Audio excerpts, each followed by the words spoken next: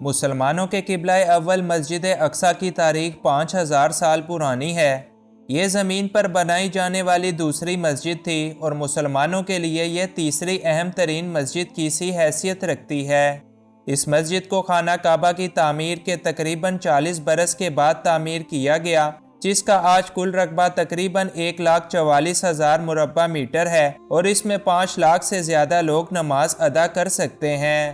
مسجد اقصی مختلف ناموں سے جانی جاتی ہے، جیسا کہ اس کو بیت المقدس، مسجد قبلہ، مسجد مروانی، مقام براق، دیوار گریا اور حرم شریف کے ناموں سے بھی جانا جاتا ہے۔ لیکن یروشلم شہر میں موجود اس خاص مسجد کی تاریخ آخر ہے کیا؟ اس کو کس نے بنایا اور یہ کن کن حالات سے گزرتے ہوئے آج کے دور تک پہنچی ہے؟ آج کی اس ویڈیو میں ہم مسجد اقصی کی تاریخ حضرت آدم علیہ السلام سے لے کر آج کے دور تک کے بارے میں ڈسکس کریں گے۔ انفویو کی نئی ویڈیو میں ایک بار پھر سے خوش آمدید۔ روایات میں آتا ہے کہ حضرت آدم علیہ السلام نے مسجد اقصی کو سب سے پہلے خانہ کعبہ کی تعمیر کے 40 برس کے بعد بنایا تھا۔ جناب آدم علیہ السلام کے بعد یہ مسجد نوح علیہ السلام کے دور تک ایسے ہی آباد اور موجود رہی اور پھر طوفان نوح کے بعد باقی تمام دنیا کی طرح یہ مسجد بھی منہدم ہو گئی۔ اس کے بعد حضرت عیسیٰ علیہ السلام کی آمد سے 3000 سال پہلے اس مقدس شہر کو کنعان کے لوگوں یعنی پیوسیوں نے آ کر یہاں پر آباد کیا تھا اور اس سرزمین کا نام فلسطین بھی انہی لوگوں کے دور میں رکھا گیا۔ یہ لوگ یہاں پر کئی ہزار سالوں تک قیام پذیر رہے اور حضرت ابراہیم علیہ السلام کے آنے سے پہلے انہی پیوسیوں نے مسجد اقصی کی تعمیر نو کا کام بھی کیا تھا۔ جناب ابراہیم علیہ السلام نے اپنے بیٹے اسماعیل علیہ السلام کے ساتھ خانہ کعبہ اور پھر اپنے دوسرے بیٹے حضرت اسحاق کے ساتھ مل کر مسجد اقصی کی تعمیر کا کام کیا اور انہی حضرت اسماعیل علیہ السلام کی اولاد مسلمان اور حضرت اسحاق علیہ السلام کی اولاد آگے چل کر یہودی کہلائی۔ مسجد اقصی اس کے بعد حضرت اسحاق علیہ السلام کے کنٹرول میں گئی، جنہوں نے اس پاک گھر کا خوب خیال رکھا۔ حضرت اسحاق علیہ السلام سے بعد میں ایک بیٹا پیدا ہوا جو کہ یعقوب کے نام سے جانے جاتے ہیں اور ایک پیغمبر بھی ہیں۔ حضرت یعقوب علیہ السلام کے 12 یا 13 بیٹے تھے، جن میں سے ایک کا نام یوسف تھا۔ انہی یوسف علیہ السلام کو اللہ تعالیٰ نے نہ صرف نبوت عطا کی بلکہ کافی شان و شوکت اور عزت سے بھی نواز کر مصر کے قید خانوں سے اسی ملک کا بادشاہ بھی بنا دیا۔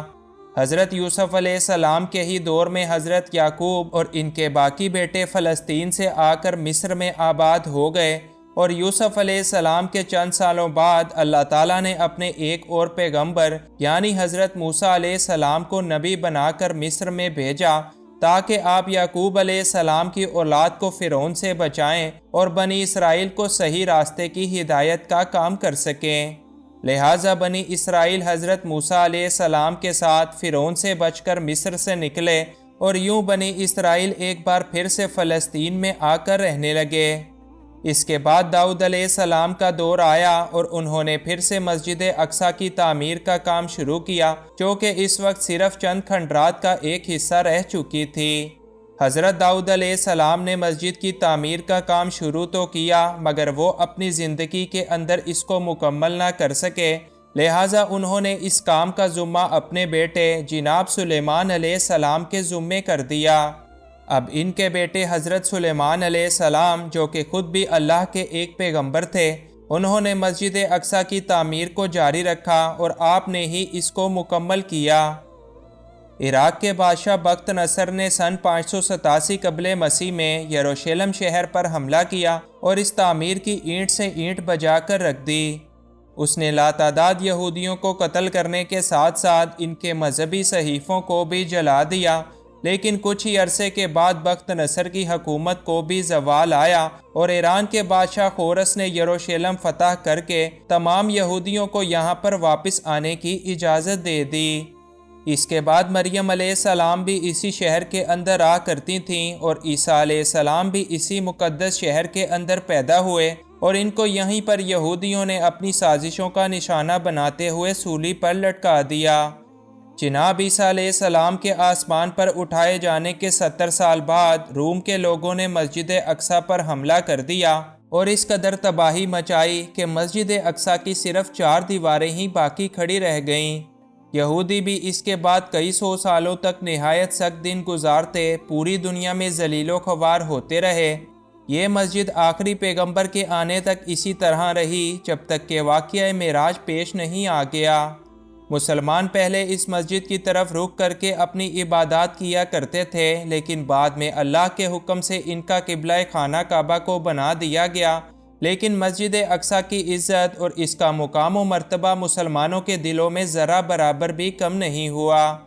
رسول اللہ صلی اللہ علیہ وآلہ وسلم کے وصال کے 6 سال بعد جب مسلمانوں کا لشکر مختلف ممالک کو فتح کرتا ہوا یروشلم شہر تک پہنچا تو اس وقت وہاں پر عیسائیوں کی حکومت تھی۔ وہ لوگ مسلمانوں کی فوج کو دیکھ کر قلعہ بند ہو گئے اور صلح کے لیے پیغام بھجوایا اور شرط یہ رکھی کہ اگر مسلمانوں کے خلیفہ خود آئیں گے تب ہی یہ صلح طے قرار پائے گی۔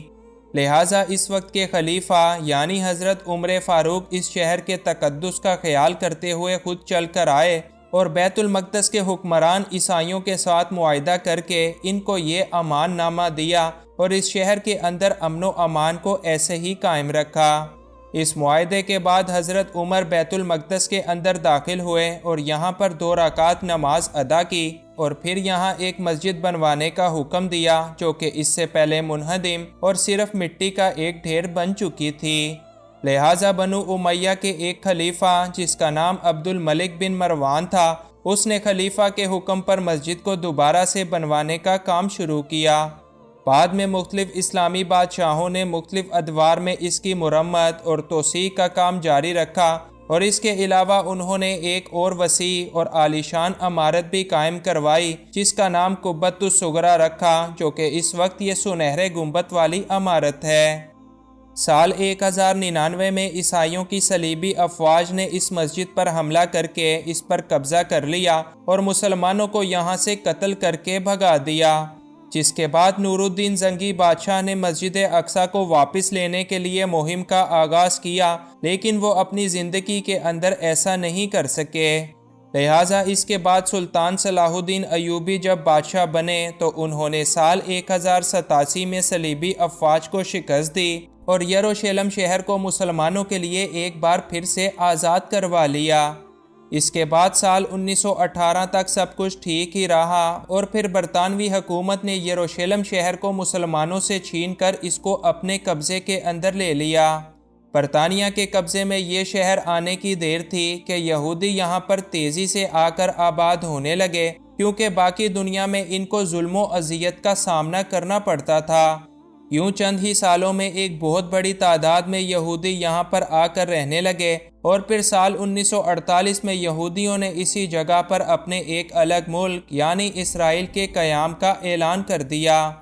بس وہ دن ہے اور آج کا دن یہودی اس ارض مقدس کی سرزمین پر مسلسل قبضہ کرتے ہی چلے جا رہے ہیں، اور آج انہوں نے اصل فلسطین کو صرف ایک چھوٹے سے علاقے تک محدود کر کے تقریباً پورے ہی ملک پر اب اپنا قبضہ جما رکھا ہے۔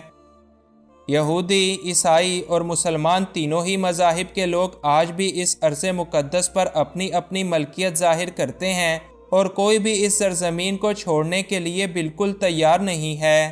اور یہی وجہ ہے کہ اس ارض مقدس کو لے کر لڑائی جھگڑے اور تباہیاں کسی بھی صورت رکنے کا نام نہیں لے رہیں۔